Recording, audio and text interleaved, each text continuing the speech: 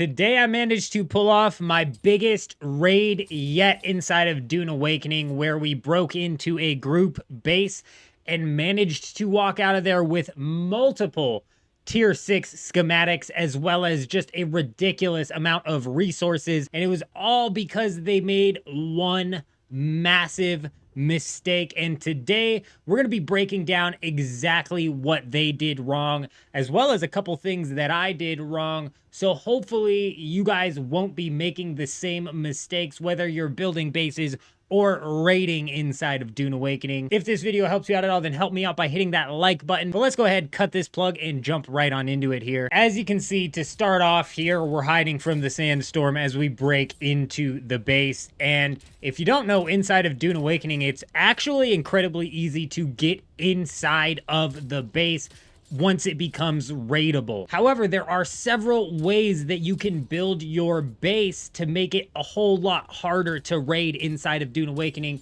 And as you can see here, when we enter the base, they have their generators fully exposed. And this right here is the crucial mistake that they made, which essentially rendered this base entirely raidable. If you don't understand exactly how it works, each and every single base that's inside of the PvP zone of the deep desert is 90% of the time protected by the base shield. However, when the storm comes over the base, it temporarily disables the shield for a period of 6 minutes. You would assume this gives you 6 minutes in order to break into the base, which is correct. However, the base's shield itself is powered by these generators. So if you manage to knock the base's power offline, it can no longer shield itself. You can see in this clip, as soon as we knock this very first generator here, this entire base powers down.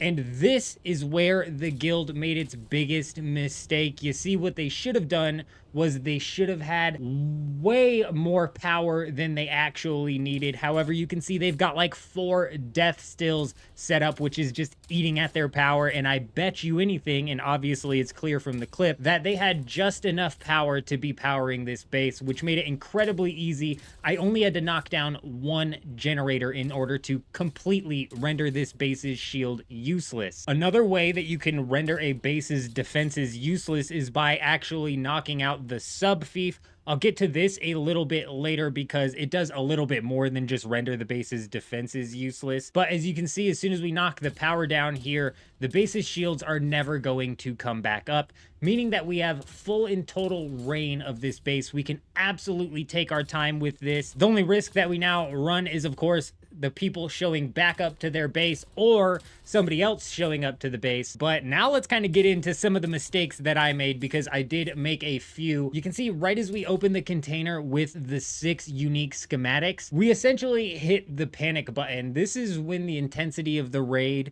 really kicked into high gear, and I was gravely concerned about getting these unique schematics back to my base so I could research them, right? You'll see I start to like really scatter the way I loot. I'm panicking as I'm loading up my ornithopter's storage. I'm considering abandoning my base to possibly take over this base entirely. There was a lot going on right now, and a lot of mistakes were made, and the number one reason they were made was because I was panicked. Realistically, in these situations, it's kind of at the point where if we end up losing and dying to somebody, or them defending their base, we really didn't lose anything other than what we could have possibly gained by raiding the base, right? So panicking is just never going to help you in these situations. I was actually so panicked here that I loaded up my ornithopter with whatever I could find. It was most definitely not the optimal loading strategy, and I took off back to my base so I could research these schematics, which at the end of the day was probably a huge waste of time and could have easily kind of led to this whole raid collapsing in on itself, especially considering there was a whole ton more loot back at the base. And this isn't even the end of the mistakes that we made, because when we went back to complete raiding this base, we decided to take down their medium ore refinery. Let me know down in the comments if you caught what the problem is going to be here before it happens.